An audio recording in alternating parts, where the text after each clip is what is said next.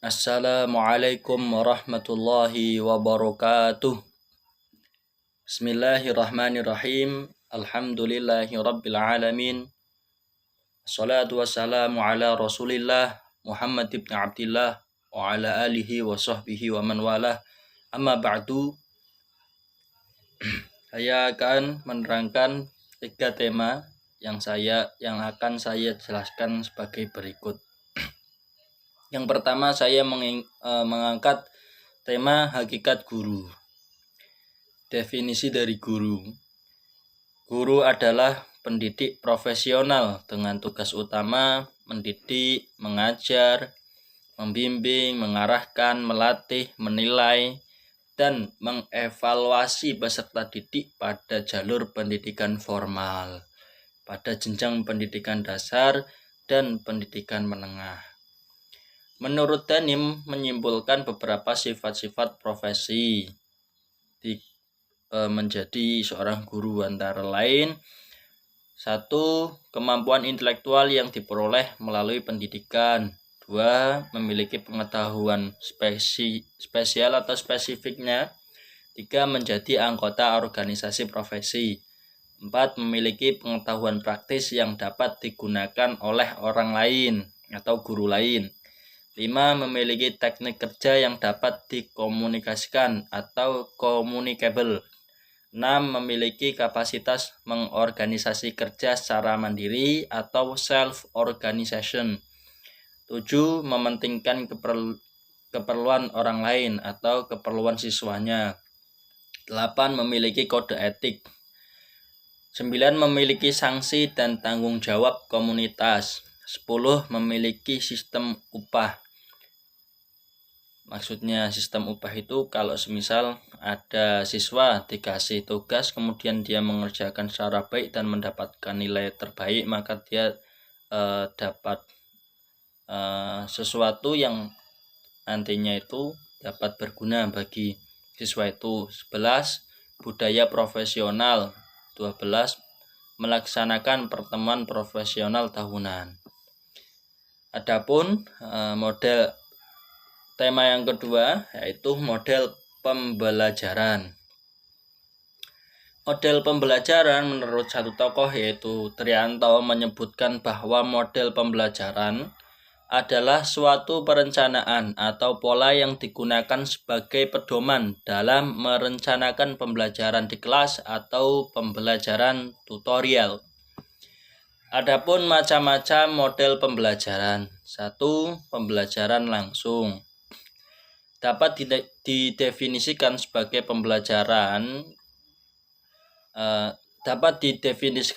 model pembelajaran di mana guru mentransformasikan informasi atau keterampilan secara langsung kepada peserta didik. Pembelajaran berorientasi pada tujuan dan distrukturkan oleh guru. Pembelajaran langsung atau direct instruction merujuk pada berbagai teknik pembelajaran ekspositori atau pemindahan pengetahuan dari guru kepada murid secara langsung, misalnya kayak ceramah, demonstrasi atau tutorial, dan tanya jawab yang melibatkan seluruh kelas. Model pembelajaran yang kedua yaitu berbasis masalah atau PMB. Istilah pembelajaran berbasis masalah diadopsi dari istilah Inggris yaitu Problem Based Instruction atau PBI. Model pengajaran berdasarkan masalah ini telah dikenal sejak zaman John Dewey. Menurut Arendt, pengajaran berdasarkan masalah merupakan suatu pendekatan pembelajaran di mana siswa mengerjakan permasalahan yang autentik dengan maksud untuk menyusun pengetahuan mereka sendiri, mengembangkan inquiry dan keterampilan berpikir tingkat lebih tinggi, mengembangkan kemandirian dan percaya diri. Adapun yang ketiga yaitu model pembelajaran pendidikan matematika realistik Indonesia atau PMRI. Suatu pendekatan pembelajaran matematika yang mengungkapkan pengalaman dan kejadian yang dekat dengan siswa sebagai sarana untuk memahamkan persoalan matematika ini khusus. seorang tokoh menyatakan bahwa PMRI adalah suatu pendekatan pembelajaran, bahwa PMRI adalah suatu pendekatan pembelajaran matematika yang coba menggunakan pengalaman dan lingkungan siswa sebagai alat bantu mengajar primer. Yang keempat, model pembelajaran kontekstual, atau dalam istilahnya Contextual Teaching and Learning atau CTL, merupakan konsep pembelajaran yang menekankan pada keterkaitan antara materi pembelajaran dengan dunia kehidupan siswa secara nyata, sehingga siswa mampu menghubungkan dan menerapkan kompetensi dalam kehidupan sehari-hari. Yang kelima, ada model pembelajaran index card math atau mencari pasangan. Adalah model pembelajaran yang cukup menyenangkan, digunakan untuk mengulang materi yang telah diberikan sebelumnya. Materi baru pun tetap bisa diajarkan, dengan catatan peserta didik diberi tugas mempelajari topik yang akan diajarkan terlebih dahulu, sehingga peserta didik ketika masuk ruangan sudah memiliki bekal pengetahuan. Yang keenam, ada model pembelajaran kooperatif atau cooperative learning. Pada hakikatnya, metode pembelajaran kooperatif merupakan metode pembelajaran gotong royong yang konsepnya hampir tidak jauh berbeda dengan metode pembelajaran kelompok. Nah, adapun tema yang ketiga yaitu pendekatan dalam pembelajaran. Pendekatan pembelajaran menurut Milan Rianto merupakan cara memandang kegiatan pembelajaran sehingga memudahkan bagi guru untuk pengelolaannya dan bagi peserta didik akan memperoleh kemudahan belajar. Macam-macam pendekatan belajar.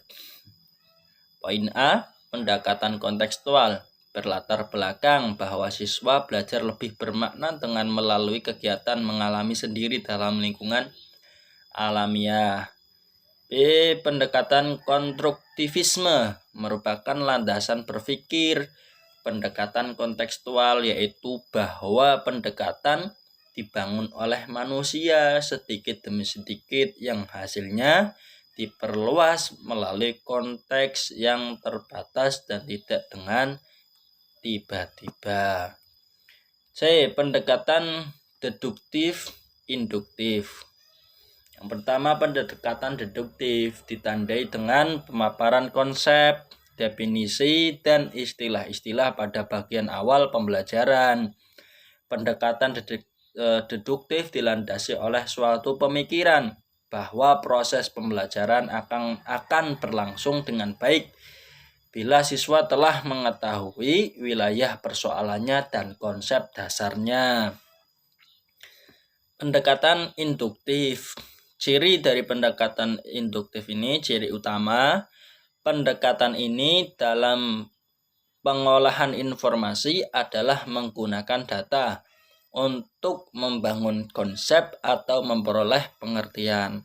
Data yang digunakan merupakan data primer atau dapat pula berupa kasus-kasus nyata yang terjadi di lingkungan. Nah, 3 tema sudah saya paparkan, kurang lebihnya mohon maaf. Wa'afu minkum. Wassalamualaikum warahmatullahi wabarakatuh.